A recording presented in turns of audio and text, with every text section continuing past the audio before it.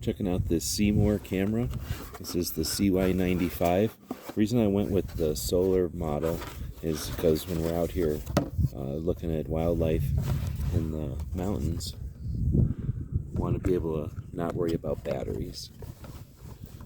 So if we open this one up, we'll have to peel off all the protection things from the IR lights and from the sensors, the motion sensors, and from the camera lens.